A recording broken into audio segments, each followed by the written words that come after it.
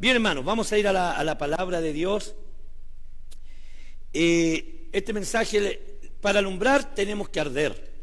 Le he llamado este mensaje, es un mensaje que tiene que ver con Juan el Bautista. Él era una antorcha que ardía. En los tiempos bíblicos la antorcha era muy importante porque se colocaban en los castillos, se colocaban en las casas para alumbrar. No existían la electricidad, no existía nada de eso, que nosotros solo con apretar un botón tenemos luz. No, las antorchas eran importantes. Y la antorcha entre más ardía, más alumbraba. Juan era una antorcha que ardía. Busque el Evangelio de Juan, capítulo 5, 35. Vamos a leer este pasaje y después vamos a orar para que Dios nos guíe en todo lo que es la predicación. Juan 5, 35, el Evangelio de Juan 5, 35.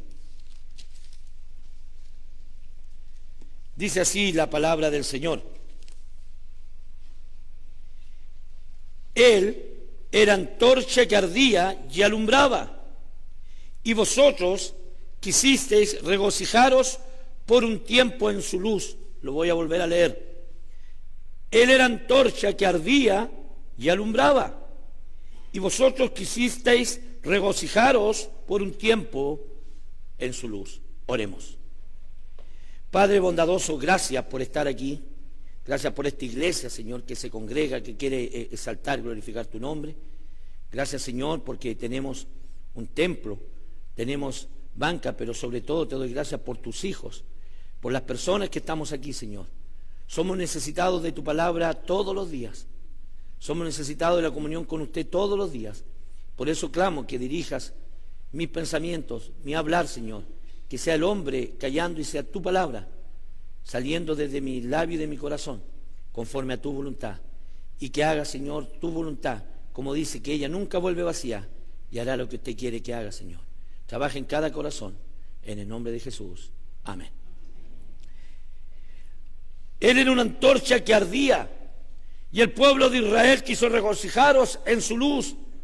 Cuando Juan el Bautista llega a iniciar su ministerio, hubo un periodo de oscuridad en Israel, 400 años aproximadamente, donde no hubo profeta, donde no hubo palabra de Dios. Ellos deseaban escuchar un profeta. El pueblo de Israel acostumbraba a profetas y que los profetas hicieran señales y milagros. Pero por 400 años hubo oscuridad. Y cuando aparece Juan el Bautista, un hombre vestido humildemente, un hombre sencillo, pero un hombre con denuedo, con valor de parte de Dios, se regocijaron y alumbró sus vidas y los llevó a acercarse a Dios por medio de la predicación. Un hombre que desde el desierto venía, comía langosta, miel silvestre, vestido de cuero de camello. Tal vez no era la mejor presentación para un profeta. Sin embargo, cuando lo escuchaban, todo cambiaba para el pueblo. Era luz que irradiaba y era una antorcha que ardía. Aquí mismo en el versículo 36 de Juan dice: mas yo tengo mayor testimonio que el de Juan, dice Jesús, porque las obras que el Padre me dio para que cumpliese las mismas obras que yo hago, dan testimonio de mí, que el Padre me ha enviado. Juan fue una antorcha, pero Jesús declaró más adelante que era la luz del mundo. Y cuando nosotros vamos al libro de Génesis, una de las primeras cosas que el Señor hizo, separó la luz de las tinieblas. Dios hizo inmediatamente separación, porque Dios es luz y no hay ninguna tiniebla en Él, dice el primera de Juan. Por tanto, sus hijos, sus profetas, sus creyentes, sus discípulos, nosotros sus discípulos, los predicadores, tenemos que dar luz al mundo. Vosotros sois la luz del mundo. Pero Él quiere que no solamente que demos luz, sino semejante a Juan, como una antorcha. Ahora, una antorcha para dar luz, ¿qué tiene que hacer? Consumirse, quemarse, desgastarse para dar más luz. Y Juan es el ejemplo. Vamos a estudiar a Juan, una antorcha que ardía, Juan el Bautista. Vamos a ver el perfil de Juan, cómo era su perfil, su persona. Número uno, Juan fue el precursor de Cristo. Fue quien preparó el camino del Señor. Y no es algo menor.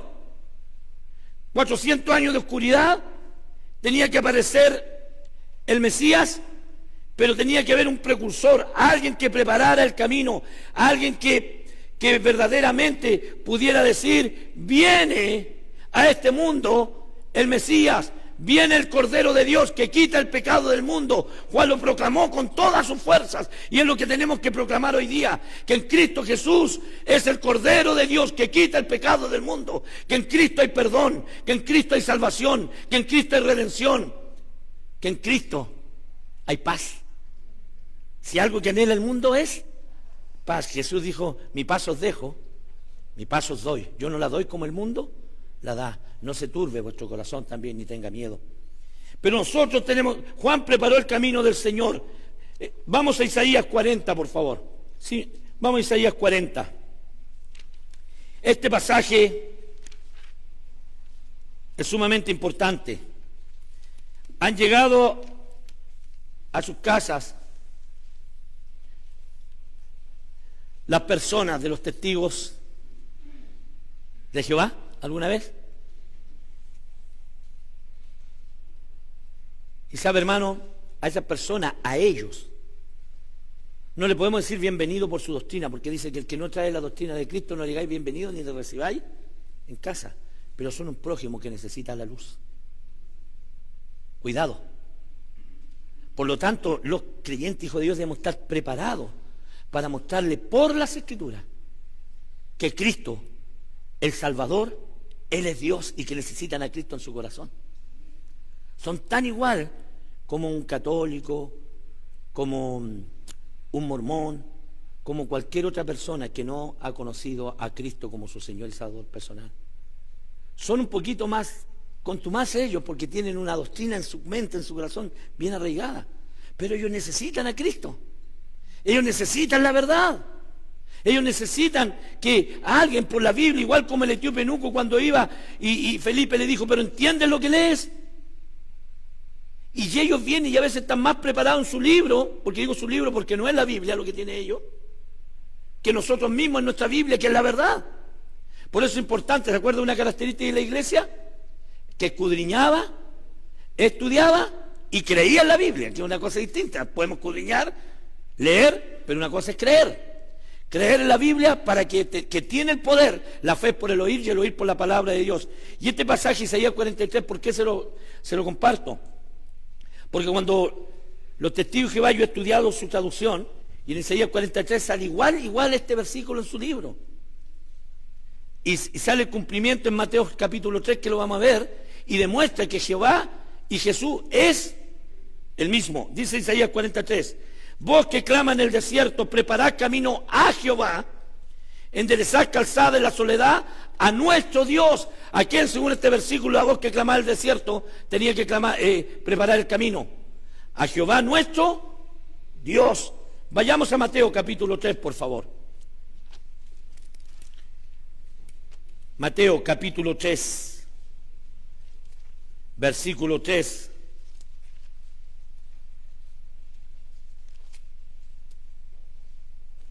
Dice así, pues este es aquel a quien habló el profeta Isaías, cuando dijo, voz del que clama en el desierto, preparad el camino del Señor, enderezad su senda. Aquí está la profecía cumplida, dicha por Isaías en Isaías 43, y aquí Juan está diciendo de Jesús, que era la voz que él era la voz que clamaba en el desierto, y que él le preparó el camino a Jesús. Y aquí en este capítulo tenemos el bautismo de Jesús. Por lo tanto, Juan fue el precursor, fue el que preparó el camino del Señor. Él inclusive preparó discípulos que después fueron discípulos de Cristo. Juan predicaba y preparaba a un pueblo que estuviera dispuesto para recibir al Mesías. Pero lamentablemente en el Evangelio Juan nos dice que a los suyos vino y no solo no le recibieron, le desecharon, se burlaron, le crucificaron. Es triste lo que pasó con el pueblo de Israel, pero también, producto de eso, Mas a todos los que le recibieron, a los que creen en su nombre, les dio potestad de ser hechos hijos de Dios. Tenemos la salvación también nosotros, los gentiles. Damos gracias al Señor que en su misericordia, en su plan también, incluyó a pueblos como nosotros. Juan preparó el camino del Señor.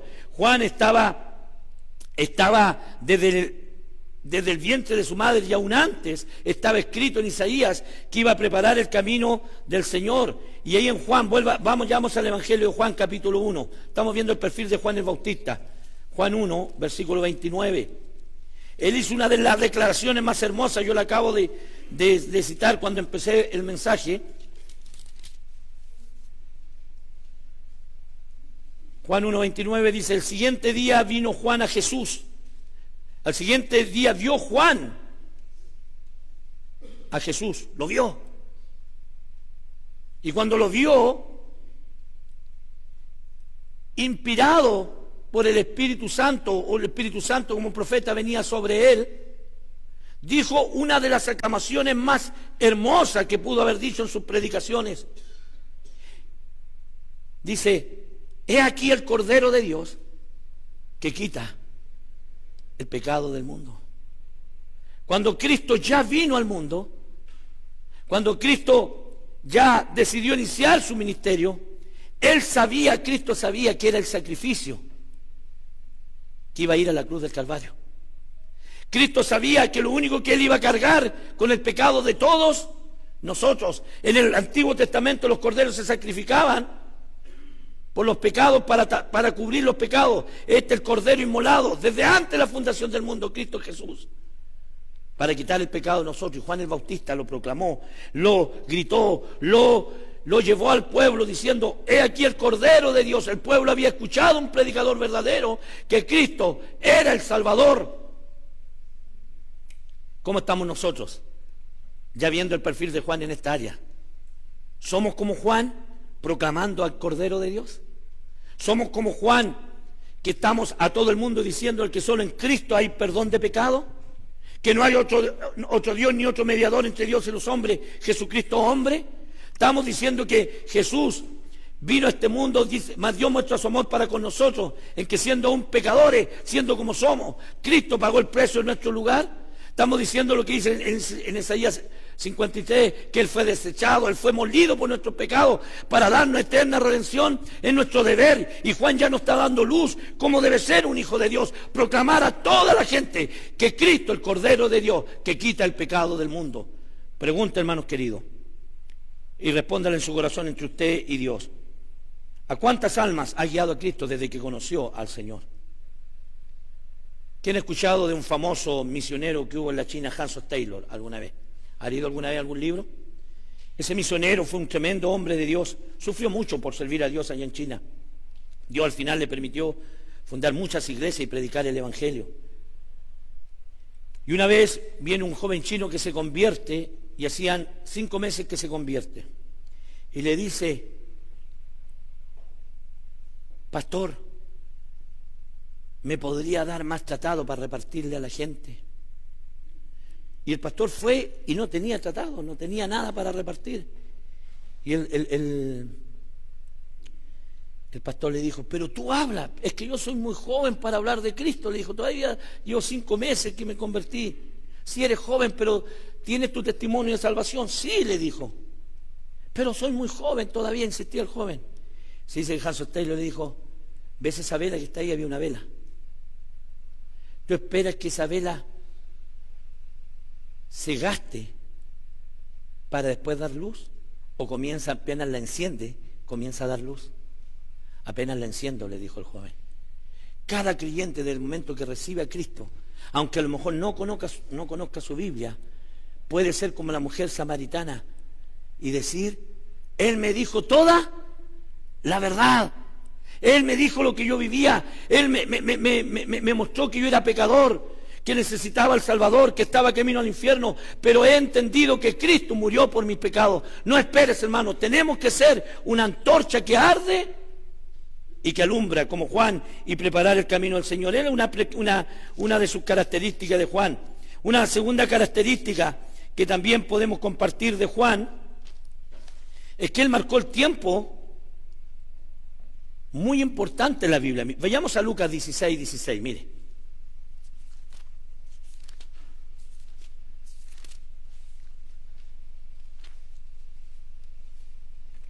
Lucas 16, 16.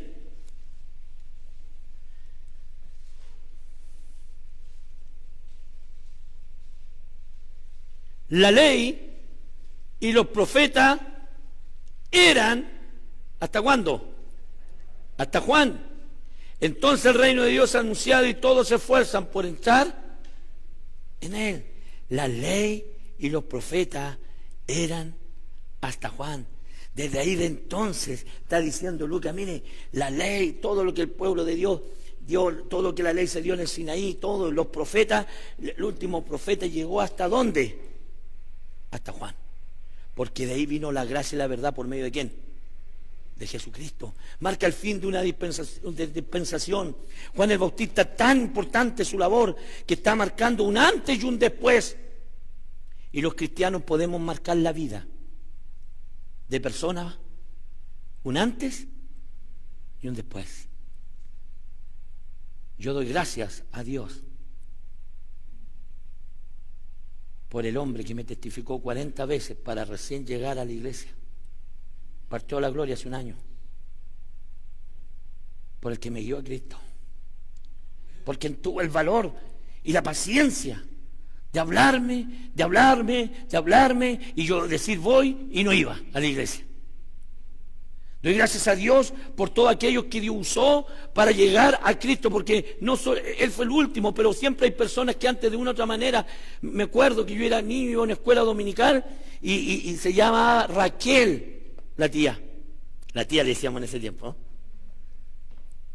Y me acuerdo, y cuando yo me convertí todavía, la tía Raquel estaba viejita y un día subí a la micro y la encontré con ella, y cuando ella se bajó me bajé, la fui a dejar a casa y le agradecí.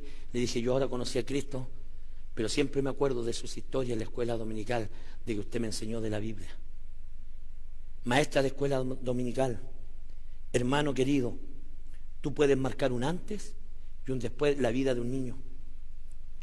Nosotros empezamos nuestra vida cristiana en un coche, ahí conocimos a Cristo, ahí crecimos, nos formamos, fuimos edificados en la palabra, y mi esposa enseñó a muchos niños. Pasaron los años, perdimos los contactos, y en la iglesia de pastor de Calera de Tango, Mauricio Bravo, encontramos un niño que se está preparando para el ministerio, pero ahora no es niño, es un hombre. Gabriel se llama su nombre. Y mi esposa había compartido la palabra de Dios con él. Uno nunca sabe cuando tú puedes marcar un antes y un después. Fue un antes su vida hasta que llegó alguien y le habló de Cristo.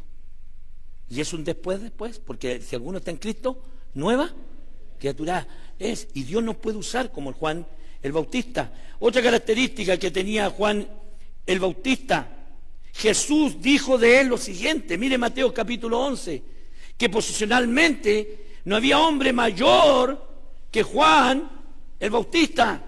Jesús da testimonio de él. Jesús vio así a Juan. Ahora, no es una alabanza cualquiera, es Jesús el que vio así a Juan. Mire, Mateo 11:11. De cierto os digo, entre los que nacen de mujer, no se ha levantado otro mayor que Juan Bautista, pero el más pequeño del reino del cielo es mayor es que él. Juan el Bautista tenía el testimonio de Cristo. Ayer predicamos de la iglesia de Éfeso, y el Señor le dice a la iglesia de Éfeso y también a la iglesia de la Odisea, yo conozco tus obras. Él es omnisciente, todo lo sabe. Omnipresente, está presente en todo lugar. Pero la omnisciencia de Dios nos ve a nosotros en el hogar. Te ve en el trabajo. Joven, te ve en la universidad. Te ve en el liceo. Te ve en el centro. Nos ve en la playa, nosotros fuimos a la playa un ratito ayer, en la noche, en la tarde, no en la noche, como las 9. Nos ve en todo lugar. Mi pregunta es, ¿cómo te ve? Porque aquí en la iglesia nos falta solamente la alita y la aureola, aquí todos somos santos y ángeles, ¿no es cierto? ¿Tienen una cara de ángel ustedes, los veo de aquí? Mire, yo de santito. Pero hermanos, ¿cómo nos ve Dios en otros lugares? ¿Cómo tú hablas? ¿Qué haces? ¿Cómo actuamos? ¿Cómo eres como esposo en el hogar? ¿Cómo eres como esposa? ¿Cómo eres como hijo? ¿Cómo eres como padre? ¿Cómo eres como hermano? Etcétera, etcétera, etcétera. Y lamentablemente a veces, a lo mejor no nos ve muy bien. Examinemos nuestras vidas. El Señor en su omnisciencia está diciendo que no hay otro mayor que Juan. El Señor veía a Juan predicar, en su omnisciencia sabía cómo Juan le amaba, en su omnisciencia Él sabía, aun cuando Juan dudó, mandó a preguntar, ¿eres tú el Cristo el que ha de venir? Y Jesús aún así dijo que Juan, no había otro nacido de mujer que Juan el Bautista, porque Él conocía también su corazón y su deseo de agradarle a Él. Dios quiere que nosotros, hermanos, seamos conocidos por el Señor de buena manera. Y así Juan era una antorcha que ardía. Otra característica de Juan, algo que nos hace falta mucho hoy en día: humildad. Ser humilde. Ser humildes, hermano. Juan fue muy humilde. Vayamos a Juan 1:26. El pueblo iba tras Juan. El pueblo se regocijó en él. El pueblo vio en Juan el Bautista una antorcha que ardía y quiso cobijarse en esa luz. Venían a él para ser bautizados en el Jordán. Juan bautizaba en Enón, dice la Biblia, porque allí había muchas aguas. Y eran bautizados confesando sus pecados. Y Juan era un profeta pero muy querido por el pueblo de Israel. Cuando aparece Jesús, y él muestra su humildad. Juan 1:26 y 27 dice: Juan le respondió diciendo: yo bautizo con agua, mas en medio de vosotros está uno quien vosotros no conocéis. Y este versículo, mire hermano, qué tremendo. Este es el que viene después de mí y el que es antes de mí, el cual yo no soy digno de desatar la correa del calzado. Él no se puso, mire, yo como tengo tanta teología y soy el Dios todopoderoso, sé todo. O sea, Juan pues, no dijo así: yo soy el profeta aquí que trajo luz hace 400 años, no había uno como yo. ¿Ah? Y como yo estoy preparado y predico y la gente viene a mí, sin mí, Cristo, tú no eres nada, así que ven a mí y yo te voy a impulsar. Lamentablemente hoy día falta esa humildad. Tenemos que, hermano, una de las cosas que tenemos que es cultivar la humildad, porque lo que nos sobra todo es orgullo. Cuando ya decimos yo no soy orgulloso, estamos siendo orgullosos. Y tenemos que ser, mire, cuéntale la historia, una ilustración así, que un pequeño zorrito iba por el bosque, iba con miedo y decía: el león me va a comer. Iba con mucho miedo: el león me va a comer. Y entrando al bosque con miedo: el león me va a comer. Y de repente sale el sol y entre medio de los árboles y ve su sombra grande así. Ahora yo me como al león, dijo el zorrito. Ahí se lo comió el león después. Vino el león y se lo comió. Y así somos nosotros. A veces partimos muy humildes de las cosas de Dios. Y a veces algunos cuando somos jóvenes podemos aprender un poquito de la Biblia y podemos aprender a lo mejor a dirigir, a tocar un instrumento, a predicar o a hacer cosas, y ya se nos hincha el pecho. No, hermano. Juan nos da el ejemplo de humildad. Juan exalta ¿a quién? A Cristo. no soy digno de desatar la correa de su calzado. Cristo es todo en una iglesia bíblica, bautista, cristocéntrica. Cristo es el Señor, Cristo es el centro. Él merece la honra, la gloria y el honor. Todo lo bueno que hacemos es nuestro, digo yo, en la iglesia, y todo lo malo es mío, porque yo me equivoco, yo soy pecador. Cristo nunca se equivoca, y cuando me aparto de su verdad es cuando cometo los errores. Cristo es, Él lo sabe todo y yo no lo sé nada. Es lo que nosotros tenemos que saltar y tener una actitud humilde, no solo con Cristo, con los hermanos, con todo. Quiero invitarlo a un pasaje que también habla de la humildad en Filipenses capítulo 2.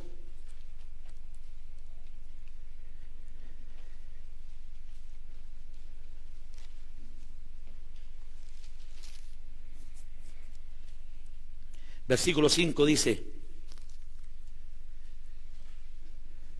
haya pues en vosotros, está hablando a la iglesia aquí, en ustedes, hermanos queridos de la iglesia de Filipo, le dice Pablo, este sentir que hubo también en Cristo Jesús. Mire el ejemplo mayor, Cristo, el Señor de señores, el cual siendo en forma de Dios, no estimó, no valoró ser igual a Dios como cosa que aferrarse, sino que se despojó a sí mismo tomando forma de siervo. Y eso semejante a los hombres, y estando en la condición de hombre, se humilló a sí mismo. Hermanos, de ahí vamos a seguir leyendo. Por más dones, por más bienes que Dios te pueda dar, porque a veces la gente se infla cuando tiene bienes. ¿Sabía usted eso? ¿Ha conocido gente así? Que a veces ha sido pobre y cuando ha tenido bendiciones, de repente ya empieza a mirar para abajo a los demás. Yo he conocido.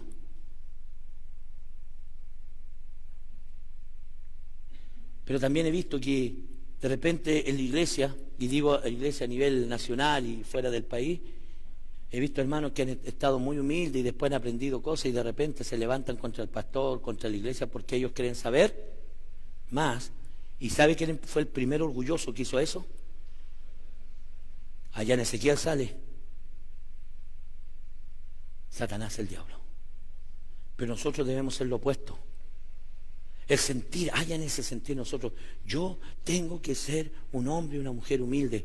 Ayúdame, Señor, a no enaltecerme. Y cuando vemos que el ego se está elevando, porque a lo mejor Dios me permitió hacer algo bien por el Señor, porque tengo un buen don que Dios me ha dado. Recuerde que don es regalo. Nada que enorgullecerse, ¿no es cierto? ¿O no? Nada. Todo don perfecto, dice Santiago, proviene de lo alto, de Dios. Todo lo bueno viene de Dios. Que haya ese sentir, aunque a lo mejor usted lo haga mejor que cualquier otra persona, cualquier servicio a Dios, tengo que tener el sentir que los demás son superiores a mí mismo, como Cristo. Y la meta de cada cristiano, de nosotros, es ser como Cristo. No es el que más resalta, no es el que más hace más cosas, aunque si hacemos harto para el Señor, un trabajo arduo para el Señor, Dios lo va a bendecir si es de corazón, si es con amor. No es el que es más elocuente al predicar o al enseñar, no es que tenga a lo mejor la mejor voz, si lo presta para el servicio al Señor, como los hermanos aquí cantan tan lindo. Yo me gozo, tienen linda voz y yo tengo tan fea voz para cantar que me da miedo cantar. Estábamos con miedo cantando el himno, yo con temor, porque cantan muy bonito ustedes. Y no lo estoy adulando, hermano, cantan bien, amén. Ojalá podamos ir al fundamentalismo el próximo año que hacer en Temuco y nos ayuden con la música. Pero, hermanos queridos, todo lo bueno, todo el don tiene que ser hecho con humildad. Ese sentir en Cristo.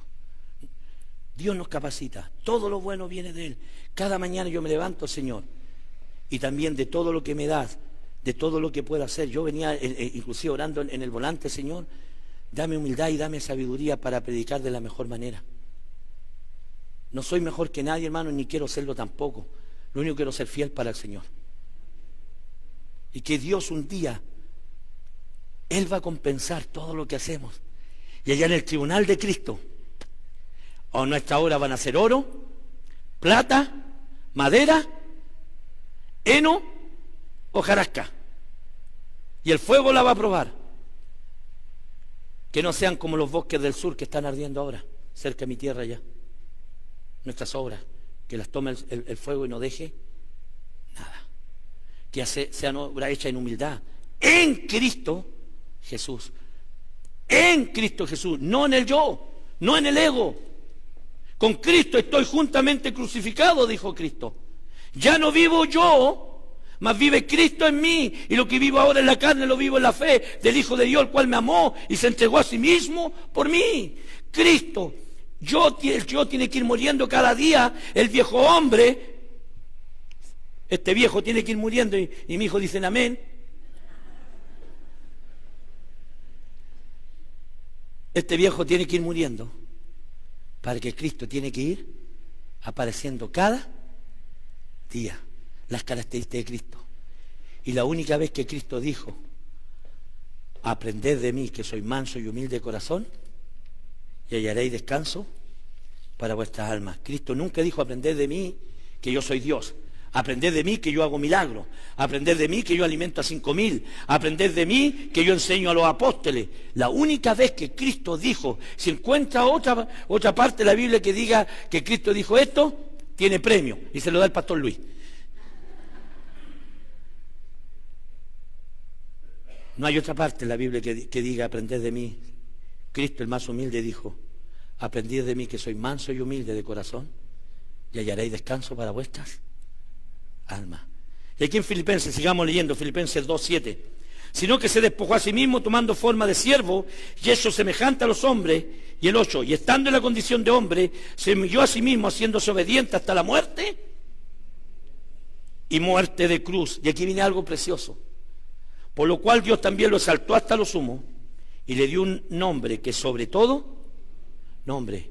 Humíllate delante del Señor y Él te saltará. Y hay un proverbio que dice, no te alabe tu propia boca, sino la boca ajena. Y de repente escuchas, mire lo que yo hice y lo que yo he echado. Puro ego, ego, ego. Y aún los cristianos, hermano, por muy bien que estés con el Señor, o que Dios nos pueda usar, o que podemos estar, debemos ser cuidadosos con la vanagloria para no exaltarnos. ¿Has visto la vida de Pablo? Vayamos a 2 Corintios, por favor. ¿Por qué el Señor le permitió el aguijón a Pablo en la carne? Mire, para que vea el cuidado que tenemos que ver. Por eso me he detenido más en este punto con el orgullo. 2 Corintios 12, versículos 7 a 9. Pablo, qué hombre más parecido a Cristo. Él dijo, ser imitadores de mí, como yo de Cristo. El hombre más parecido a Jesucristo. Sin embargo, mire lo que tuvo que haber en su vida para que él no se enalteciera. 2 Corintios 12, 7. Y para que la grandeza de las revelaciones, mire, no me exaltase desmedidamente, me fue dado un aguijón en mi carne, un mensajero de Satanás que me abofetee para que no me enaltezca sobre manera. Respecto a lo cual 3 veces he rogado al Señor que lo quite de mí, y me ha dicho, bástate mi gracia, porque mi poder se perfecciona en la debilidad. Por tanto, de buena gana me gloriaré más bien en mis debilidades, para que repose sobre mí el poder de Cristo. ¿Por qué permitió el Señor el aguijón en Pablo? Para que no se enalteciera desmedidamente. A veces Dios tiene que ponernos un pequeño aguijón para decirnos, bájate un poquito, estás muy arriba, tú no eres nadie, solamente eres un instrumento en mis manos.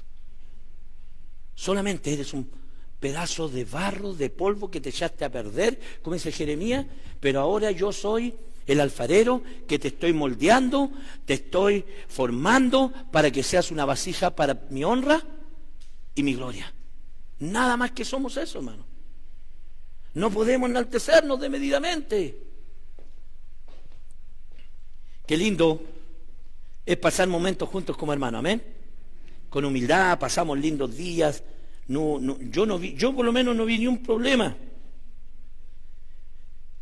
Qué lindo fue, con toda humildad, con los que hermanos nos saludamos, compartíamos los alimentos.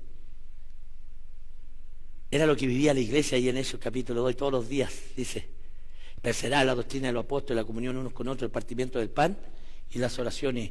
Y por otro lado dice, y nadie decía que tenía algo suyo, quería decir que tenía lo suyo propio, sino que tenían todas las cosas en común y repartían los que tenían necesidad. Había una humildad, había un compartir. Qué lindo cuando los cristianos compartimos de esta manera en amor, porque también el amor nos envanece, nos enorgullece.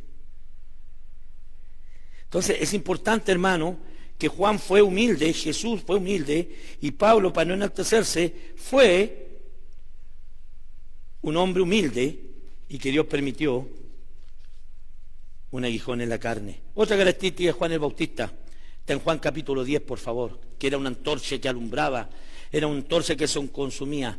¿Sabe la otra característica? Su veracidad de su ministerio, su veracidad en predicar, su veracidad al hablar. ¿Sabe? Una de las cosas que más ha hecho daño a la obra del Señor es que a veces los cristianos no somos veraces. O ha habido mucho mentiroso, mucho engañador, llamándose cristiano, que han tomado la fe como fuente de ganancia. Y muchos mentirosos que han predicado con el propósito de engañar a la gente y sacar provecho. Y está en la Biblia, tenemos que tener cuidado, hermano. Allá afuera anda mucho mentiroso. Y doy gracias al pastor Luis, que hoy día dijo el pastor Jaime, no dijo el pastor Cid. Porque, no, dígame pastor Jaime, no, el pastor Cid no me gusta, el pastor Cid ese que está en Santiago, porque para mí es un mentiroso, charlatán, engañador, falso profeta y todos los sinónimos que la Biblia enseña de aquellos que no enseñan la verdad de la palabra. Porque así es. Juan el Bautista fue un hombre veraz. Juan el Bautista fue un hombre veraz. Juan 10:41. ¿Lo tiene algún hermano que lo lea, por favor? Fuerte y claro. Antes que lo encuentre yo. Juan 10:41.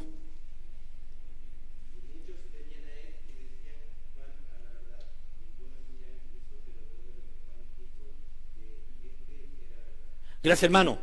Muchos venían a él y decían, Juan, a la verdad, ninguna señal hizo, no hizo ni un milagro. Juan no hizo ningún milagro. No hizo llover oro del cielo. Ni tampoco hizo andar paralíticos ni enfermos. No hizo ningún milagro, Juan. Ninguna señal. Solo era veraz al predicar. Cuando le decía, arrepentíos. Y cuando venía a los fariseos le dijo, generación de víboras, ¿quién os enseñó a huir de la ira venidera? Arrepentíos y bautícense para el perdón de los pecados.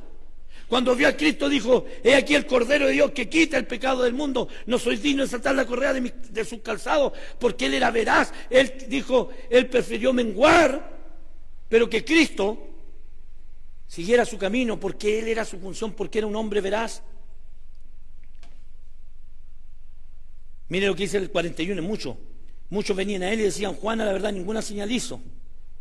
Pero todo, mire el testimonio de la gente, lo que Juan dijo de este era verdad. El poder de un ministerio, el poder de una iglesia está en predicar la verdad. Estamos llamados a predicar la verdad de la palabra. No estamos llamados a entretener a las personas en la iglesia, no estamos llamados a acomodar el evangelio a la gente. Estamos llamados a predicar la verdad, que la gente tiene que arrepentirse y creer en Jesús para ser salvo. Estamos llamados a predicar una verdad, que de modo que si alguno está en Cristo, nueva criatura es. Eso toma un tiempo, Dios va transformando, hay un periodo de crecimiento, de madurez, en que vamos creciendo, vamos madurando, vamos aprendiendo. Estamos llamados a predicar la verdad que el pecado no agrada a Dios y que el creyente tiene que comenzar a caminar en santidad. Estamos llamados a predicar la verdad, que los hijos de Dios estamos para extender el reino de Dios en la tierra, para ganar a otros para Cristo. Estamos llamados a muchas cosas que a veces son incómodas porque requieren tiempo, requieren inversión, requieren de todo, pero es lo que el Señor enseñó. El Señor no enseña un evangelio de felicidad en la Biblia. El Señor no enseña un evangelio de prosperidad tampoco. El Señor dice, si alguno quiere venir en pos de mí, niéguese a sí mismo, tome su cruz cada día y sígame. Porque todo aquel que quiera salvar su vida la perderá, y todo que pierda su vida por causa de mí del evangelio la hallará. Y cito Lucas 9, 27, si no me equivoco, 25. Hermanos queridos, seamos veraces, con amor. Con amor, sí. Porque la Biblia enseña, con misericordia y verdad se corrige el pecado. Amén. Porque hay gente que dice, y el pastor José Luis lo dijo y lo voy a repetir, no, yo digo siempre la verdad, le duela a quien le duela. No, no es tan así. No es tan así. Tenemos que decir la verdad con amor, con humildad, como dice la Escritura, pero con amor. Porque predicamos a un Dios de amor. Amén. Un Dios veraz y de amor. Un Dios de amor y veraz. El orden no altera el producto. No, yo ir al hermano y lo voy a encarar y le voy a decir, pam, pam, vino, vino. No, no, no, no es tan así. Gálatas dice, si alguno ve a otro cometer una falta, vosotros que sois espirituales, id y restaurarle ¿con qué? Con espíritu de mansedumbre. Y luego dice, considerándote tú primero, no sea que tú seas tentado. Amén. Con humildad, buscando las palabras sazonadas de la mejor manera, abriendo tal vez la Biblia y diciendo, mire, aquí dice el Señor esto, hermano querido, y esto quiere Dios que hagamos. Te invito juntos para que salgamos adelante, te animo en el Señor. ¿Ah? Porque yo he escuchado, toca la puerta, hermano, oye hermano, ¿qué no fuiste a la iglesia? ¿Qué te ocurre? La Biblia dice, no dejando congregarnos, mira lo que estás haciendo. El hermano es para que cierre la puerta de su casa y de su corazón al tiro, ¿no es cierto? Entonces, tenemos que nosotros ser veraces con amor. Y por último, hermano, vamos a Juan 5:35 de Juan. Hay muchas características más de Juan, pero por el tiempo vamos a quedar aquí. Juan 5:35.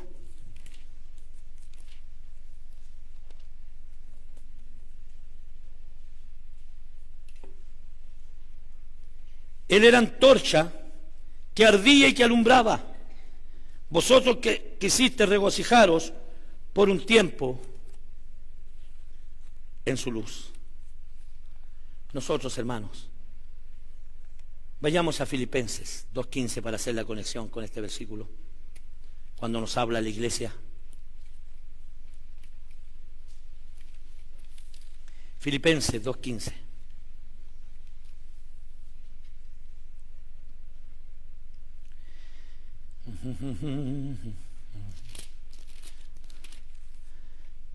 Dice así: para que seáis irreprensibles y sencillos, hijos de Dios, sin mancha, en medio de una generación maligna y perversa, en medio, mire, de la cual resplandecéis como luminares en el mundo. Dios quiere que seamos sencillos, irreprensibles, que no nos acusen verdaderamente de cosas. La gente puede decir cosas de nosotros, si la lengua va a hablar porque es lengua y la boca va a hablar porque es boca. Pero que no lo digan de verdad, si hay algo malo que dicen, que lo digan mintiendo o exagerando. Amén. Seamos irreprensibles, sencillos, no gente complicada, humilde, sencilla. Pero lo que Dios quiere de esta manera, que resplandezcamos como Juan. Pero ahora nos llama luminares a la iglesia, para que resplandezcáis. ¿Cómo? Luminares, ¿dónde? En el mundo. La antorcha para alumbrar tiene que consumirse, tiene que morir el yo en nosotros y aparecer Cristo, la luz del mundo en nosotros. Pero también aquí hay una enseñanza, y bien cortito. Luminares nos compara con la luna. Y la luna no alumbra por luz propia tampoco. La luna es fosforescente, por decirlo de una manera, o el efecto espejo, que el sol da, rebota y da luz. ¿Dónde? En la noche.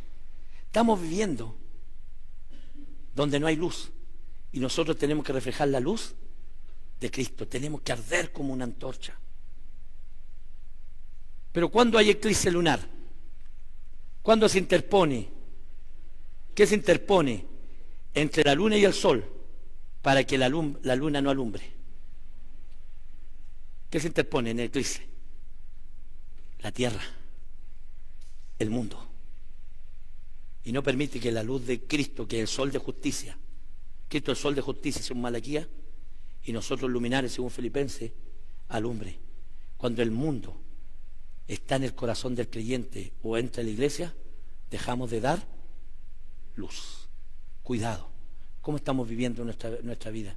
Sencillos, irreprensibles, en santidad, como Juan el Bautista lo hizo, fue una antorcha que alumbró el lugar oscuro. Dios quiere que seamos antorchas luminares. No dejemos que el mundo se interponga entre nuestra relación con el sol de justicia que es Dios, y podamos alumbrar. Que Dios les bendiga. Vamos a orar. Bondadoso Padre Celestial, en esta mañana te doy gracias por estos lindos momentos y días que nos has permitido vivir junto a mis hermanos. De todo corazón te lo agradezco, Señor.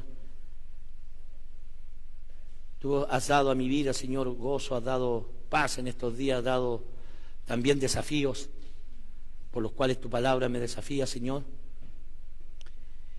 Y esta mañana permítenos, Señor, que entender que Juan el Bautista dio su luz. Se consumió como una antorcha que ardía en un lugar oscuro. Y muchos se regocijaron en su luz. Marcó un antes y un después. Que esta mañana, mientras la música suena, Señor, y estamos orando los hermanos, tal vez hay creyentes esta mañana que necesitamos orar y pedir arder como una antorcha. Quieres ser una persona, tal vez que Dios trate tu humildad. Quieres ser una persona que quieres dar luz y aún que te permita alcanzar a otros para Cristo, y quieres venir a orar por aquellas almas acá adelante. Es parte de humildad venir adelante y pedirle a Dios, reconocer que necesitamos de Él. ¿Cuántos esta mañana dicen, pastor, yo necesito orar? Levanta tu mano. Amén, amén, amén, amén. ¿Hay alguien más? Amén, amén, amén, amén. Puede bajarla, amén, amén. ¿Hay alguien más? Amén. ¿Cuántos de los que levantaron su mano se atreven a pedirle con toda humildad al Señor por sus vidas? Pasa acá adelante a orar, hermano. Hay que hacer pactos con Dios, hay que pedirle a Dios, hay que rogarle a Dios, rogad al Señor. Orando en todo tiempo, dice la Biblia. Yo voy a orar, necesito orar. Y si Dios ha hablado por medio de la palabra para que seas una antorcha que alumbra el lugar oscuro, aquí paraditos vamos a orar y vamos a pedirle al Señor. Tal vez tú quieres pedir por almas, tal vez quieres pedir por humildad, por ser irreprensible, por santidad, lo que Dios haya tocado tu corazón esta mañana. Ven a pedírselo a Dios con toda valentía, con toda humildad. Hay muchos que han pasado. ¿Cuántos más necesitan orar, hermanos queridos? Tal vez vas a orar ahí en tu puesto, ora, no hay problema. Pero pidámosles con humildad al Señor que Él trabaje en nuestras vidas. Gracias, hermanos, por haber oído la palabra que pueda hacer un eco en nuestras vidas. Vamos a orar. Dios bendito, estamos un grupo no menor de tus hijos aquí, Señor, reconociendo que somos necesitados de usted. Tú conoces los corazones aquí presentes, tú conoces por lo cual tú has tocado sus vidas.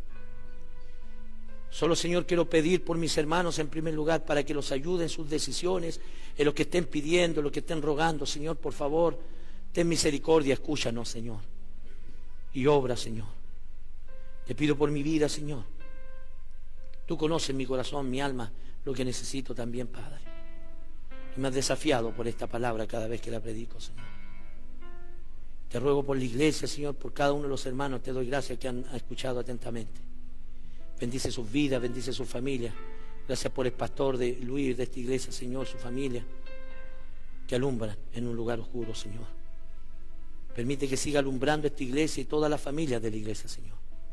Como también en Temuco, ayúdanos a nosotros. Pido todo esto en el nombre de Jesús. Amén.